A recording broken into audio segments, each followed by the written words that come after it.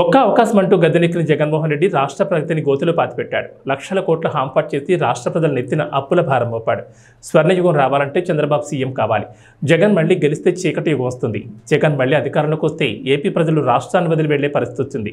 జన ధన మాన చోరకుడు జగన్ను రాష్ట్రం నుంచి తరిమికొట్టే పాశుపతాస్త్రం టీడీపీ, జనసేన, భాజపా కూటమి. ఈ ఎన్నికల్లో ఓటర్లు బాణాలై వైకాపా పాలనకు చరమగీతం పాడాలని హిందూపురం ఎమ్మెల్యే నందమూరి బాలకృష్ణ పిలుపునిచ్చారు. బాలకృష్ణ సోమవారం రాత్రి చేపట్టిన స్వర్ణాంధ్ర సాకార యాత్రకు చిత్తూరు, బంగారుపాళ్యంలో అపూర్వ స్పందన దక్కింది. చిత్తూరు బైపాస్ రోడ్ నుంచి సంతపేట మీదుగా గాంధీ విగ్రహం కూడలి వరకు పసుపు దళం బాలకృష్ణకు జైజేలు పలికాయి. ఈ సందర్భంగా ప్రజలను ఉద్దేశించి బాలకృష్ణ మాట్లాడారు.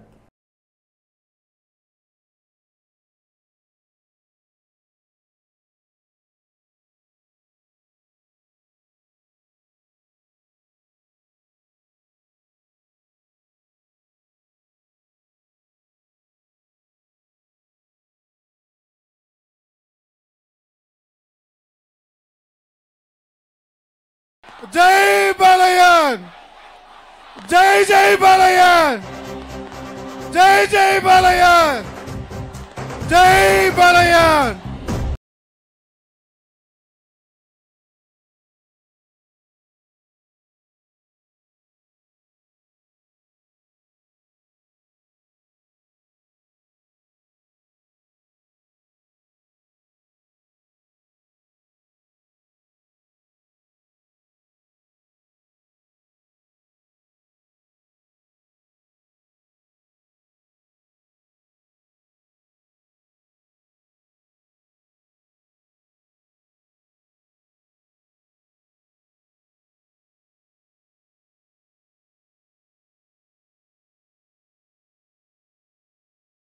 చేజిక్కించుకోవడం అనితర సాధ్యం. అంతవరకు సమాజంలో ఉన్న ఈ వ్యత్యాసాలను, ఏదైతే ఈ అంటరానితనాన్ని అన్నింటినీ తొలగించి ఆయన ఆనాడు వెనుకబడిన తరగతులు, బడుగు బలహీన వర్గాలు, తాడిత పీడిత కులాలు, మైనారిటీలు అందరు కూడా చేయి తెరిచి తీసుకొచ్చి అధికారంలో ఉన్న పదవులతో అలంకరించిన అభినవ అంబేద్కర్, ఎన్టీఆర్ ఆనాడు మరి ఎన్నో విప్లవాత్మకమైన సాహసోపేతమైన పథకాలను ప్రవేశపెట్టారు. మహిళలకు ఆస్తిలో సమానంకి ఇచ్చారు. కిలో బియ్యం 2 రూపాయలకి ఇచ్చారు. అలాగే రైతులకు భూమి శిస్తు రద్దు చేశారు. రైతులకు 50 రూపాయలకు ఒక యూనిట్ హౌస్ పవర్ కరెంట్ ఇచ్చారు. అలాగే చేనేత కార్మికులకి ఉపాధి కల్పించారు. అంటే ప్రతి ఒక్కరికి కూడా కావాల్సిన కూడు గూడు గుడ్డ, అందులో గుడ్డలో మరి అందరూ కూడా ఒక చీర తోవతి, చేనేత చీర తోవతిచ్చి మరి నేత కార్మికులకు అందరూ కూడా ఆయన ఉపాధి కల్పించారు. అలాగే మండలాలను ఏర్పాటు చేశారు. ప్రజల వద్దకు పాలన తీసుకొచ్చారు.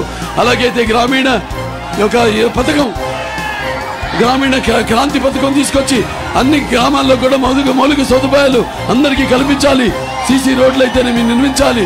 అలాగే ట్రైన్లు నిర్మించాలి అన్న ఉద్దేశంతో ఆ నాయుడు అలాగే రైతు బజారు పెట్టారు.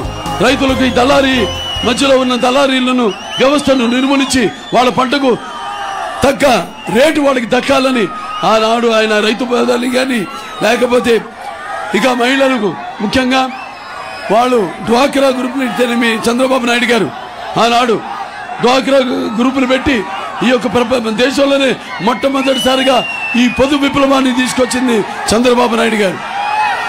అలాగే రామారావు గారు విద్యకు కూడా ఎంతో ప్రాధాన్యత ఇచ్చి ఆనాడు క్యాపిటేషన్ ఫీజు రద్దు చేసి మరి అందరూ కూడా ఈ గురుకుల పాఠశాలలు అయితేనేమి, లేకపోతే ఈ కేంద్ర విద్యాలయాలు అయితేనేమి, అదే సంక్షేమ హాస్టల్స్ అయితేమి, ఇవన్నీ కూడా ఏర్పాటు చేసిన మహానుభావులు వీళ్ళంతా.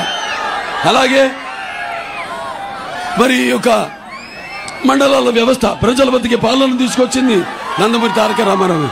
అలాగే ఈ సహకార సంఘాల ద్వారా సింగిల్ విండో సిస్టమ్ పెట్టి రైతులందరూ కూడా కావాల్సిన అవసరాలు ఒకే చోట లభ్యమయ్యేటట్టు ఏర్పాటు చేశారు. ఇలా చెప్పుకుంటూ పోతే ఎన్నెన్నో. అలాగే ఆనాడు మరి మహిళలకి 9% రిజర్వేషన్ అయితేనేమి, బీసీలకు 20% రిజర్వేషన్లు అయితేనేమి అన్న నందమూరి తారక రామారావు గారు. అలాగే ఈ మండల్ ఎస్సీ ఈ యొక్క సర్కారీ కమిషన్ పెట్టి మరి వాళ్ళ సిఫార్సులన్నీ కూడా అమలు చేశారు నందమూరి తారక రామారావు గారు. కేవలం మన దేశమే కాదు, మన రాష్ట్రమే కాదు, దేశానికే వెన్నెముక రైతు అని ఆనాడు ఎన్డీఏ చైర్మన్ గా ఉంటూ ఆయన అందరిని ఒక తాటి మీద తీసుకొచ్చి ఆనాడు జనతా పార్టీ, భారతీయ జనతా పార్టీ, జనతా దళ్ అప్పుడు విపి సింగ్ అని ప్రధానమంత్రిని చేసి ఇక్కడ ఓటమి పాలైన అక్కడ ఎన్డీఏ చైర్మన్ గా ఉంటూ మొత్తం ఆయన దేశంలోనే 11,000 లక్షల కోట్ల మందికి ఆయన రుణమాఫీ చేయడం జరిగింది. ఇలా ఎన్నెన్నో కార్యక్రమాలు చేపట్టారు. అలాగే ఈ జోగిని, దేవదాసి ఏవైతే సమాజంలో ఉన్నాయో వాటిలన్నిటి కూడా రద్దు చేశారు. ఇలా చెప్పుకుంటూ కొల్లలు కోకొల్లలు. ఆ తర్వాత చంద్రబాబు నాయుడు గారు ఈ యొక్క హెచ్ఎన్ఎస్ఎస్ అయితే విందో అందరి సుజల స్రవంతి, అందరినీ సుజల స్రవంతి, అలాగే తెలుగు గంగ, అలాగే గాలి నొగరైతే ఏమైతే ఉందో ఇవన్నీ కూడా ఆనాడు ఎన్టీ రామారావు గారి మానసిక పుత్రికలు. ఆనాడు తెలుగు గారు పూర్తి చేశారు. తర్వాత చంద్రబాబు నాయుడు గారు వచ్చాక మధ్యలో కాంగ్రెస్ ప్రభుత్వం వచ్చింది, తవ్వకాలు చేశారు, జలయజ్ఞాన్ని ధనయజ్ఞంగా మార్చుకున్నారు.